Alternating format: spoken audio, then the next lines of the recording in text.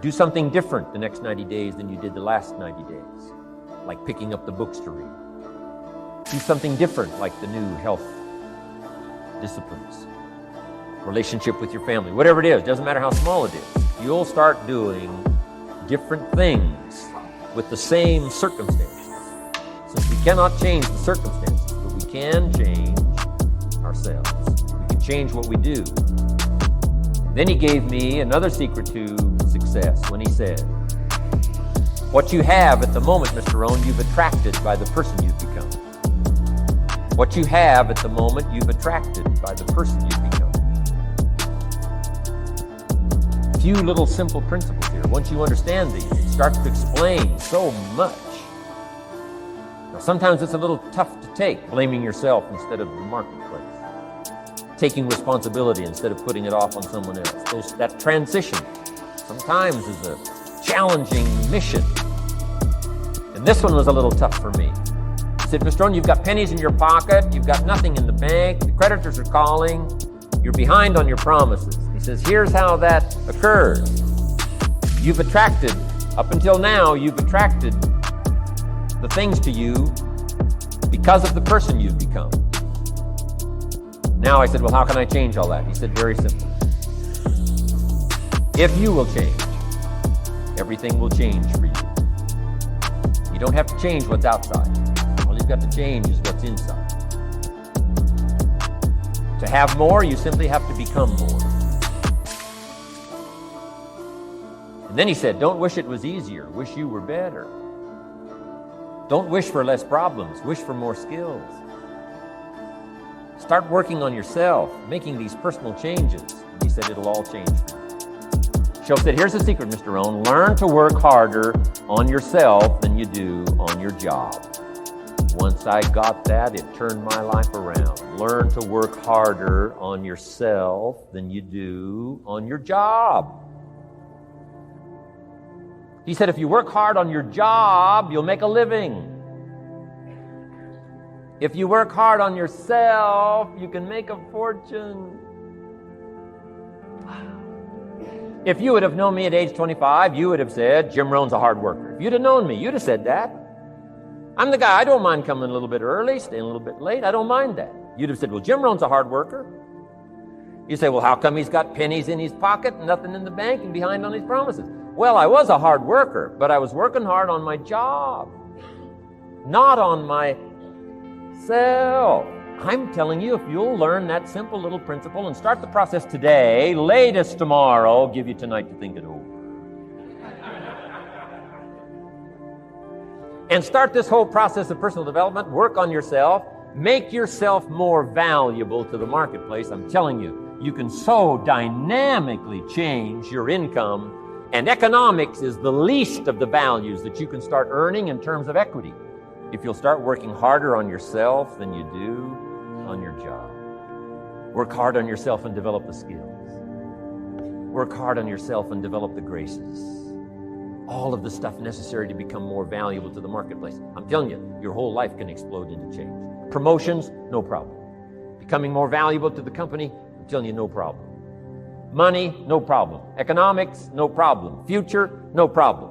If you just go to work on the right thing. Not get things out there to change. Don't try to change the seed. Don't change the soil.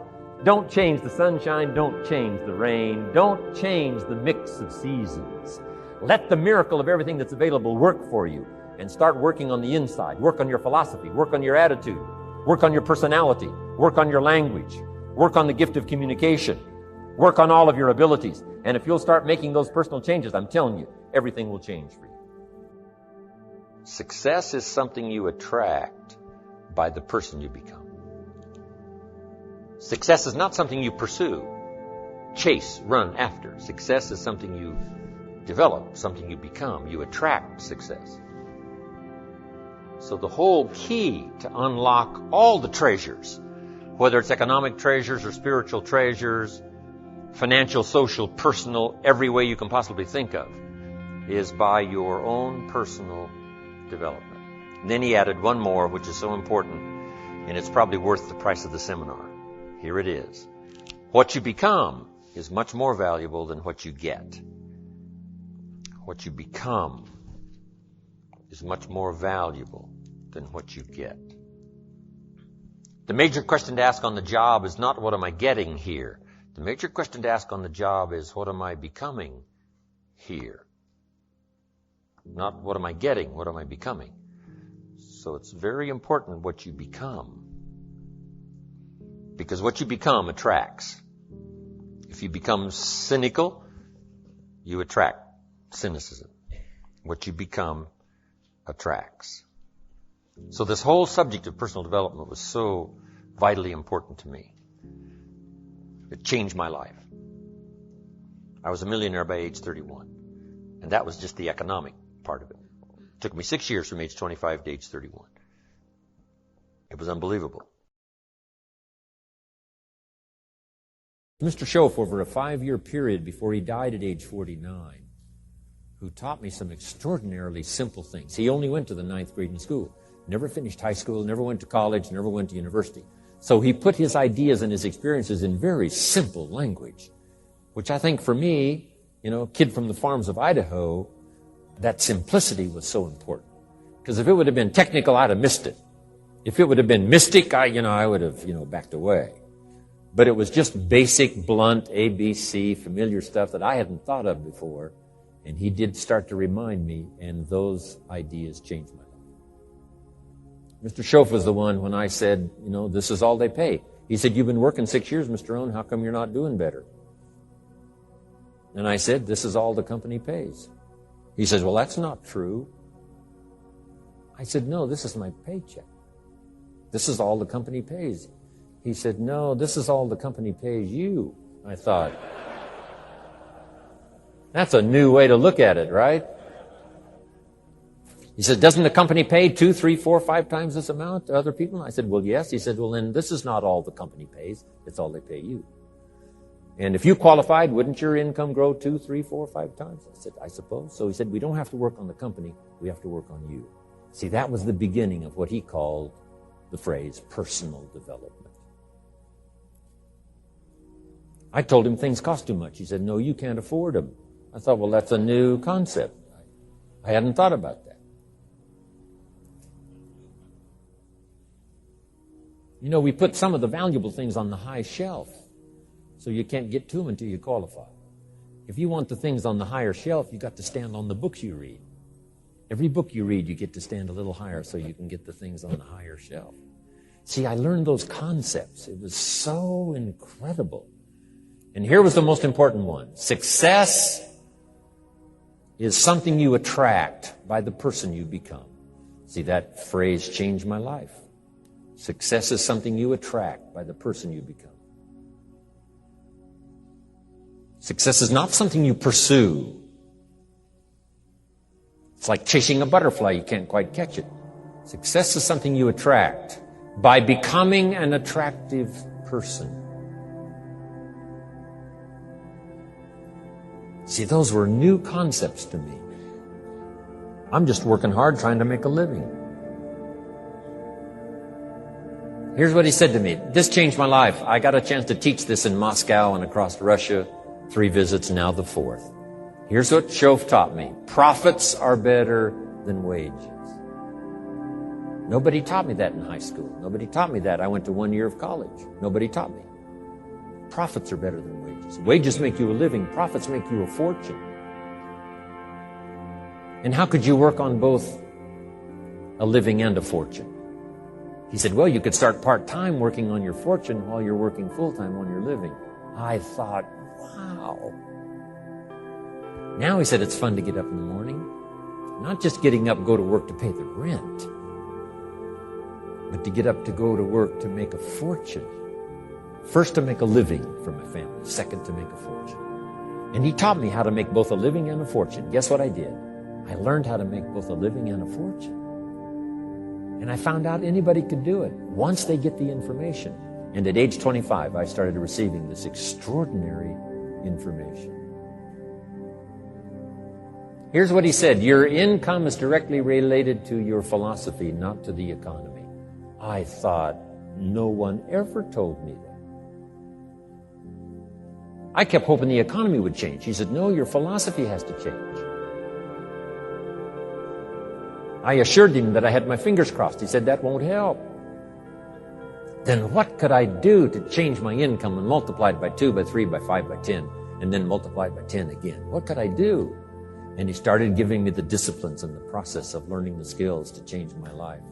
This was an extraordinary man. Those were extraordinary times for me, life-changing in every manner that you can imagine, but very simple ABC concepts. Here's what I learned. Not to search for the exotic until you've discovered the basic. And those basic philosophies that he shared with me during that time were life-changing. Now, if you're excited and you're ready to change, let me give you 3 steps to start life change that can change your life, your personality, your lifestyle, everything can change.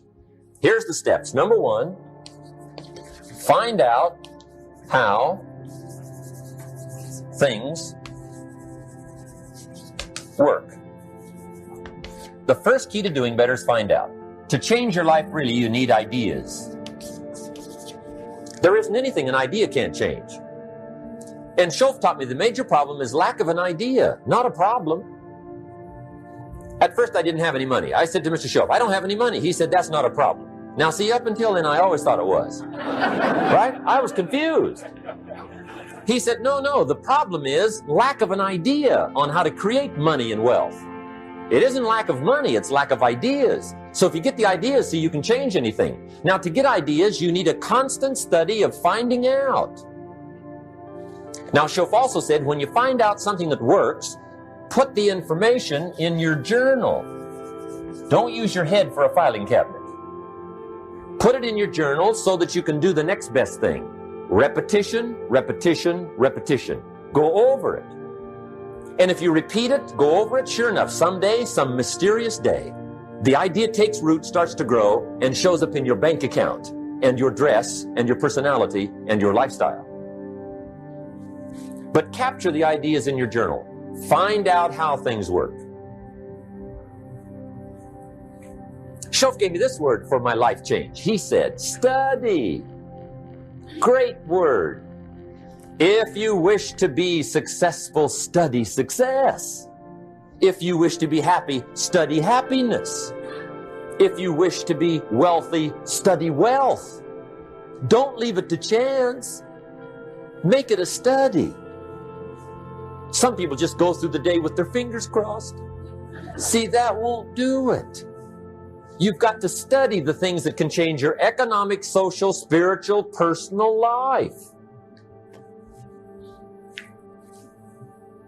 Now, here's a qualifying phrase. And we'll have several of these qualifying phrases throughout the seminar. Here's the first one. You may not be able to do all you find out. I understand that. You may not be able to do all you find out, but you should find out all you can do. See, you don't want to wind up at the end of your life and discover that you've lived only 1/10 of it. And the other 9/10 went down the drain.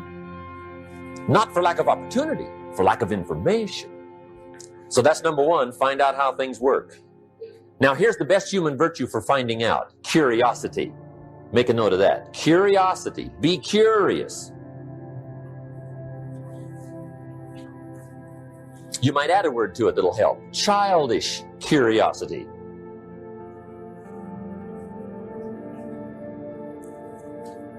What will kids do if they want to know something bad enough? Bug you, that's the phrase. They can ask 1,000 questions. You think they're through? They got another 1,000. They'll drive you to the brink. It's a virtue. When you gotta know, be like a child. Now, if you're curious, let me give you 3 ways to find out how to change anything. Any life direction, any dimension. Here's 3 ways to find out how to change anything. Number 1 is to read.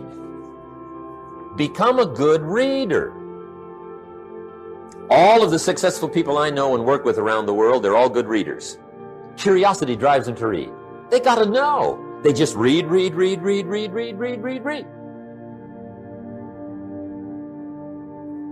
Become a good reader. Now, that's my opinion. Listen to the other lecturers and listen to me and make up your own mind. Don't be a follower. Be a student. Okay? I say, really, for life change, you got to read. One way to learn is from your own experiences, but another way to learn is from other people's experiences. See, one book might save you 5 years if you read it. Did you know there's books on how to be stronger, more decisive, be a speaker, be a leader, have a better effect on other people, develop your personality? Did you know there's books on that? And people don't read them? How would you explain that? And they can read. Did you know that hundreds of successful people have written their stories in books and they wrote down how they did it and people don't read it? How would you explain that? The guy's busy, I guess. You know, you get tied up. The guy says, well, yeah, you work where I work, but the time you struggle home, it's late. You got to eat a bite of supper, watch a little TV, get to bed. You can't sit up half the night reading. And the guy's behind on his car payment. Good worker, hard worker, sincere. But you got to be better than sincere and work hard. Otherwise, at the end of your life, you'll wind up cold, stony broke. You got to be better than a good worker. You got to be a good reader. My opinion. Now, you don't have to read half the night. Okay? Although if you're broke, that's not a bad place to start, right? Get on with the cure. But put this in your notes, 30 minutes a day. Just devote 30 minutes a day to reading. Stretch it to an hour if you can. But at least 30 minutes. 30 minutes a day. Read something positive, something challenging, something inspirational, something instructional. At least 30 minutes a day. And here's the next clue. Every day. Don't miss. Once you set this up, just don't miss. Miss a meal, but not your 30 minutes. Because you can get along without some meals, but you can't get along without some books. There's a Bible phrase that says humans cannot live on bread alone or just food. It says the next most important thing to food is words. Words nourish the mind, makes us different than animals and dogs. Words nourish the soul. So humans have to have food and words in order to be happy and healthy. I told my staff the other day, some people read so little, they've got rickets of the mind. They're undernourished mentally. So to get a good diet of words, I suggest good reading habits, 30 minutes a day. Now, some people don't read because they don't read well. I understand that. And the national average is fairly poor. People have fairly poor reading skills. They're still trying to operate on awkward old skills of the past, right? Reading one word at a time. And with such poor skills, when you read, the mind usually wanders. Because you can think about a lot of things. The mind is an incredible mechanism. And if you read poorly, the mind wanders around thinking of other things while you're trying to read. Did you ever read a page and wonder what it said? Right? See, I got to read that again. Right? That's because the mind is just doing this job, right? Just wandering around. Did you ever read yourself to sleep? See, that's another problem. The mind says, who needs this? Just shuts off, right? Poor skills. Or a guy looks at a book, 500 pages, and says, no use starting, right? I mean, I'd never get through this one. Anyway, in our weekend seminar, we take a whole section, about 2-3 hours, and we go through reading skills. How to read a book a day is the title of that subject. And I'll tell you what, if you can read a book a day, it'll change your whole life. I mean, a book a day will change your whole life. Expose yourself to a whole variety of things. Spiritual, moral, personal, economic, history, geography, everything. I mean, you can really change if you read a book a day. So you might want to attend the weekend, get in on those reading class skills. It's incredible. A book a day will change your life.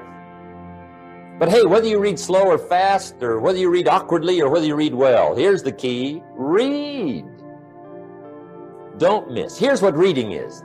Reading is tapping the treasure of ideas. That's what reading is.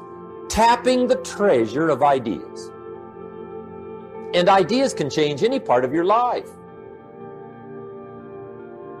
And if you've got a good excuse not to tap the treasure of ideas at least 30 minutes a day, or spend the money and get the books, I'd love to hear it. Some people have excuses you wouldn't believe. I say, John, look, I got this gold mine. I got so much gold, I don't know what to do with it all. Come on over and dig. John says, I ain't got a shovel. I say, well, John, get you one. He says, you know what they want for shovels?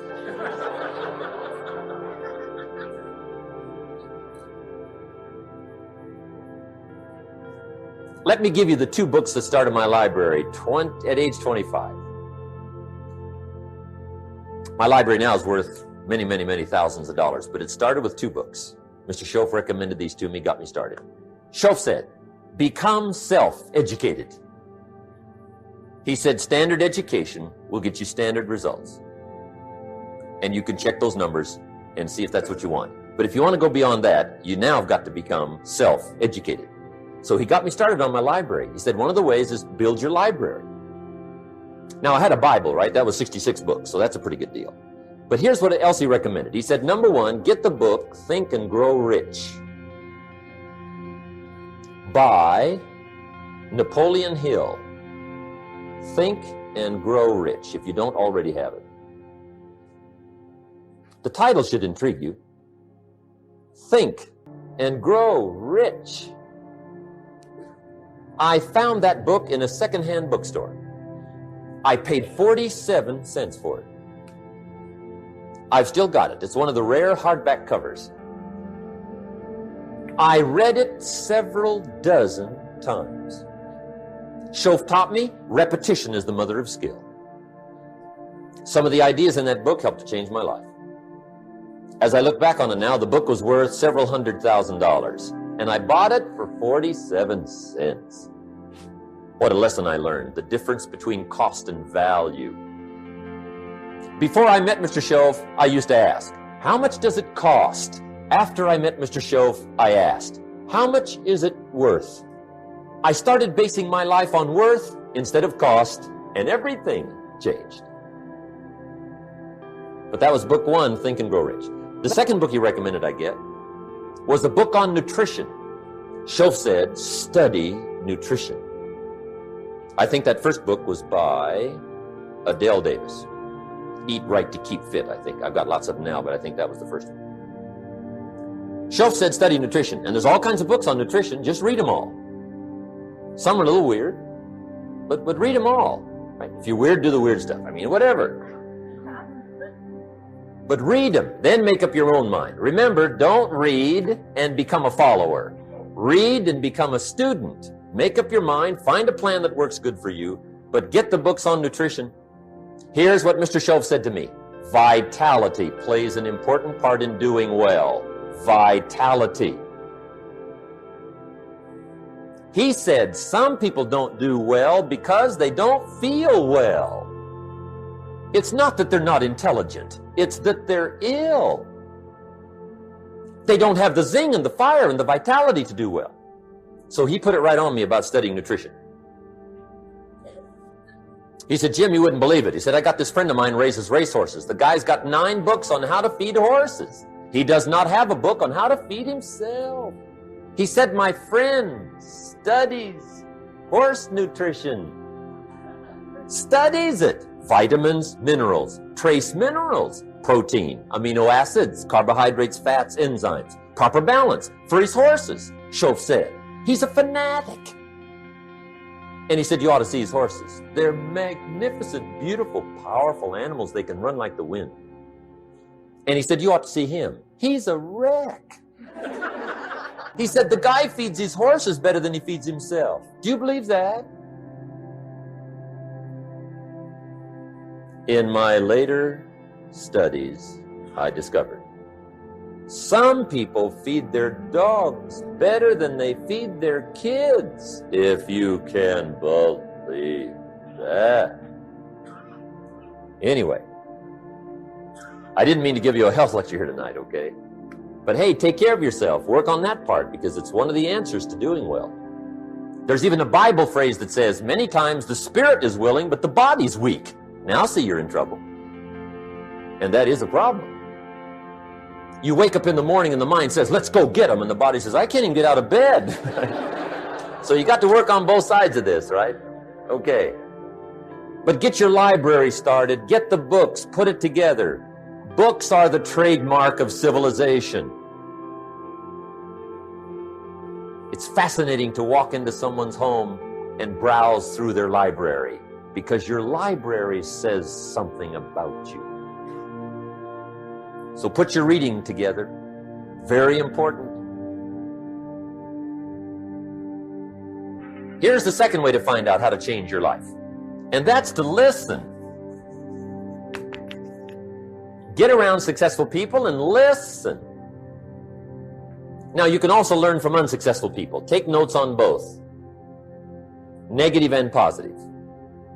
On the negative, the notes are called what not to do. And you got to learn what not to do as well as what to do. So learn from the negative as well as the positive. Okay? Find out what poor people read and don't read it. Right? That's good information. Learn from the negative. But now you can also learn from the positive. Get around successful people. Listen to what they say. Listen to how they say it. It's important. We've all got about 16 waking hours. Practice listening those 16 hours. And I say practice listening because listening isn't easy. I found out it's easier to talk than it is to listen. But if you will practice listening the 16 hours you're awake, sure enough, from surprising sources comes great ideas. In sales training we teach, if you want to learn sales, listen to the kids. Kids have got to be the master salespeople of all time. They have no equal. Father tells his young son, no, you cannot have an ice cream cone. 30 minutes later, he's licking on one. That'd be 30 minutes worth listening to. They got moves you wouldn't believe. Persistence runs deep like the ocean. And the kids never took a class on how to overcome objections. They already know how. They don't need classes. So listen and learn. Now, here's some of the best advice I've got for the whole evening. It won't get any better than this. This is it.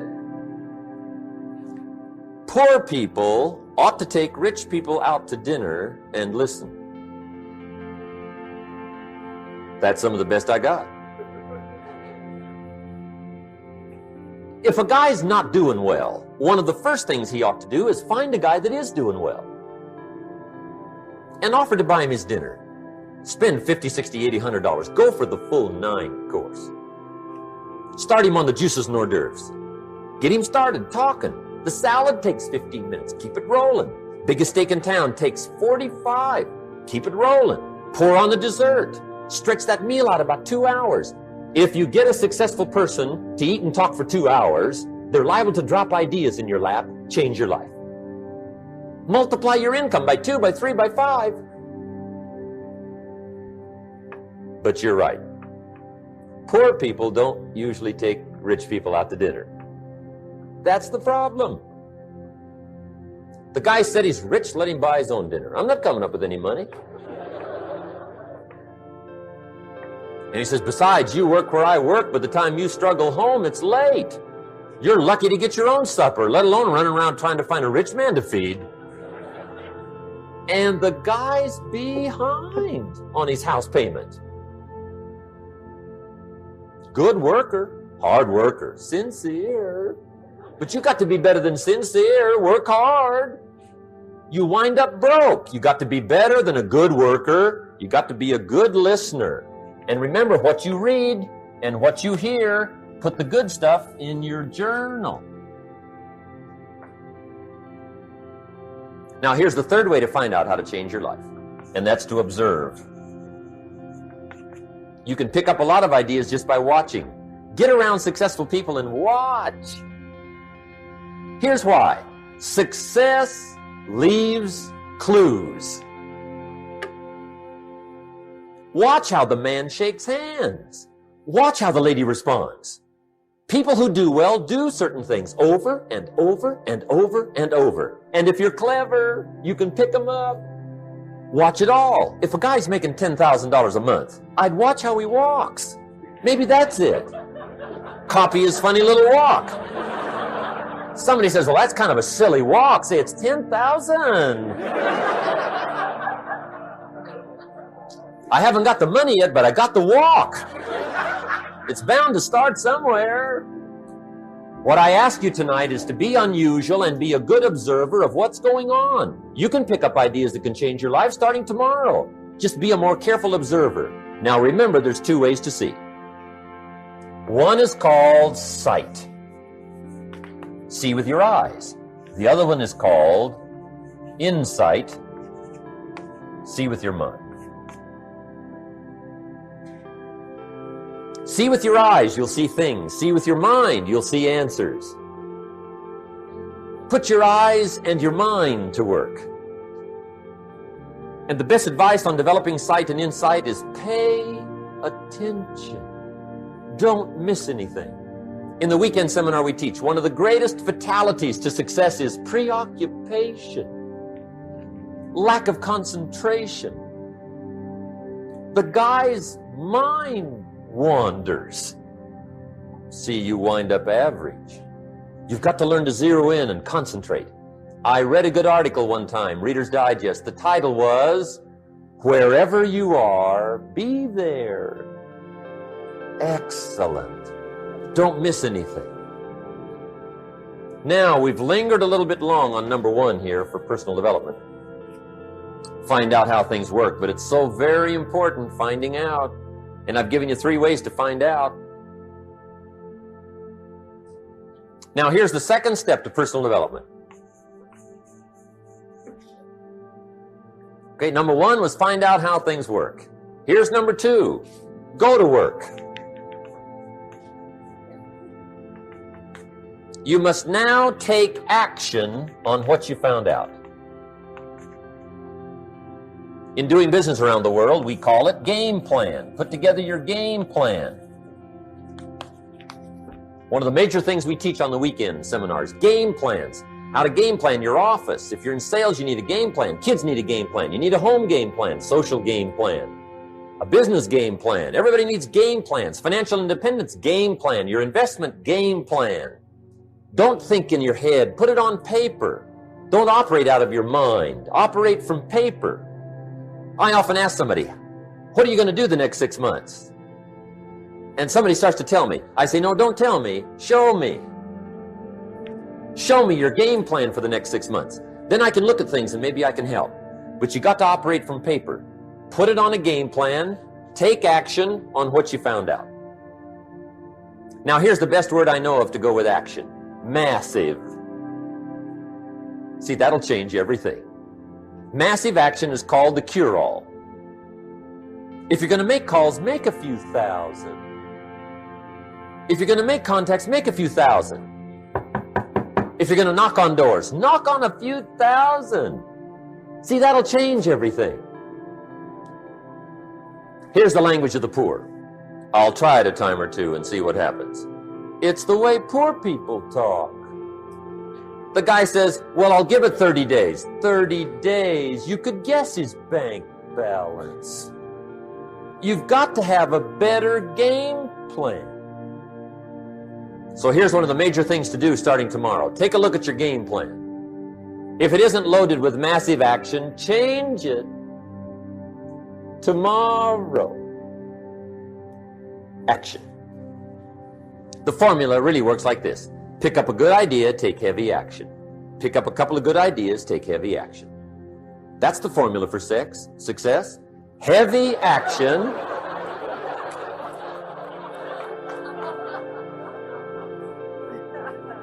It's a good thing we can edit all this, right? The formula for success, take heavy action on a good idea.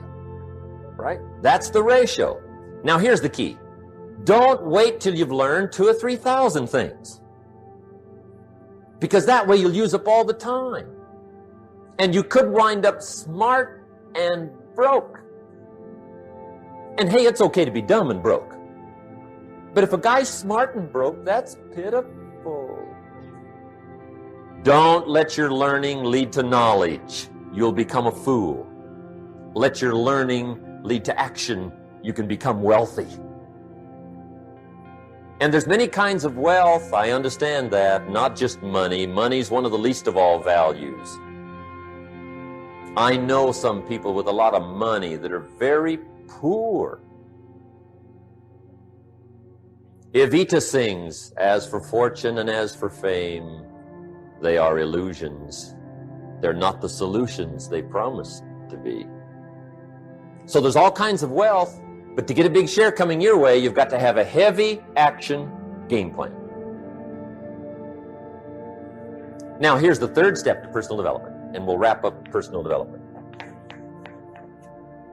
Step number 3, it's just a little caution, and all through life we need little cautions. This one simply says, don't try to beat the system. Find out how it works, work it, but don't try to beat it.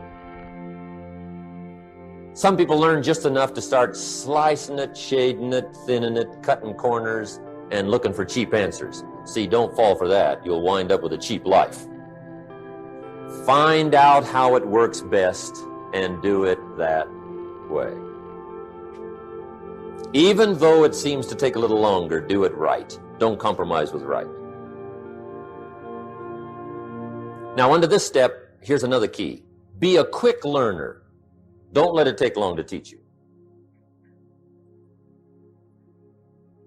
Learn quick. Don't run at the wall too many times. Learn quicker. One guy said he broke his nose 7 times in the same place. Somebody says, looks like you'd stay out of that place. Learn quicker. Now, the third point here is don't be stubborn.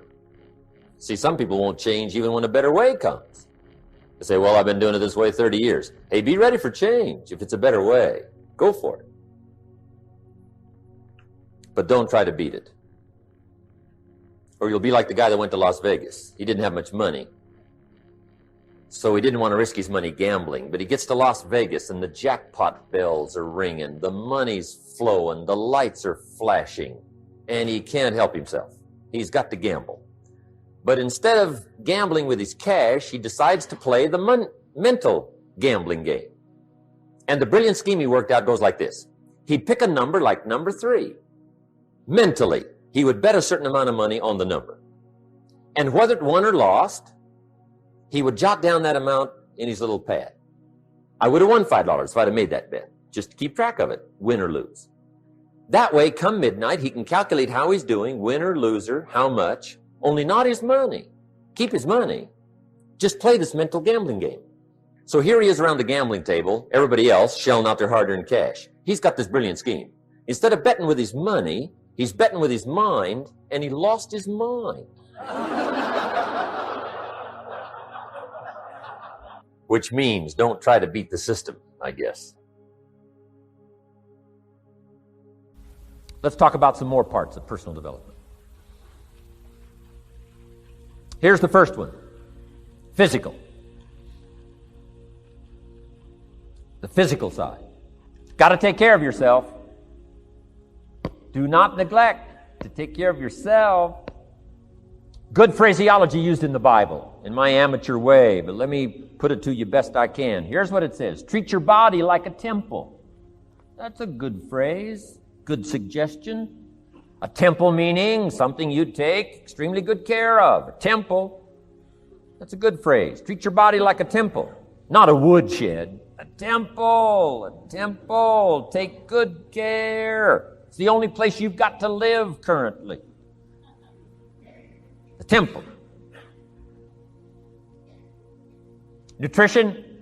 My mother studied nutrition, passed it along to me, passed it along to my father, my children, my grandchildren. What a legacy that was. Learning to just take care of yourself. Key phrase. Some people don't do well because they don't feel well. They've got the gifts, they've got the skills. Maybe they just haven't taken care of themselves. They don't have the vitality. Key phrase. Vitality is a major part of success. Vitality. So take care of yourself. I know a guy that raises racehorses. I'm telling you, the guy feeds his horses better than he feeds himself. He's so careful how he feeds his horses. He's so careful what they eat. He's so careful that they get everything. And because of that extreme care, these are magnificent animals. They can run like the wind. But you ought to see this guy. 10 steps up a flight of stairs, and he's all out of breath. His horses can run like the wind, and he can hardly make it up the steps. The guy takes care of his animals better than he takes care of himself. Some people feed their dogs better than they feed their kids. Physical. Now, there's all kinds of parts to physical. Here's one. Appearance is part of the physical. Never have a second chance to make a first impression. Physical side. And here's some of the best advice on appearance I can give you. Comes from ancient script again. It says, God looks on the inside, people look on the outside. Isn't that good information? Now you say, well, people shouldn't judge you by how you look. Well, let me give you a clue. They do. They do. You can't deal in these shoulds and shouldn'ts. You'll be tipped over the rest of your life. Now, of course, when people get to know you, they'll judge you by more than what they see. But at first, they're going to take a look. So, here's the best advice I can give you. Make sure the outside is a major reflection of what's going on inside. The physical side. A few minutes a day, stay healthy. A little bit of study on nutrition, stay healthy. Key. Now here's the next part of personal development, the spiritual part. I'm an amateur on the spiritual side. I do happen to believe that human beings are more than just an advanced life form. An advanced species of the animal kingdom. I do believe humans are a special creation. That's just my personal belief, and I don't ask you to buy it. But here's what I do ask you to buy. If you do believe in spirituality in any manner, here's my best advice. Study it and practice it. Do not neglect your values. Do not neglect your virtues. If you do believe in spirituality, my advice is study it and practice it. Don't let it go unstudied. Don't let it go unnourished, if you do believe. That's my best advice on the spiritual side. Now here's the third part. The mental side. Part of this personal development challenge is to develop mentally. Learn, study, grow, change. It's what schooling is all about. And the human development takes time, incredible amounts of time. That's why we've taken the time for this seminar. It just takes time. Some things you can't cover in a 20-minute speech. You can't cover in a little 5-minute talk. It takes time. For humans, it seems like more time than any other life form, human beings. The little wildebeest in Africa. Guess how much time it's got as soon as it's born to be able to run with the pack so it doesn't get eaten by the lions?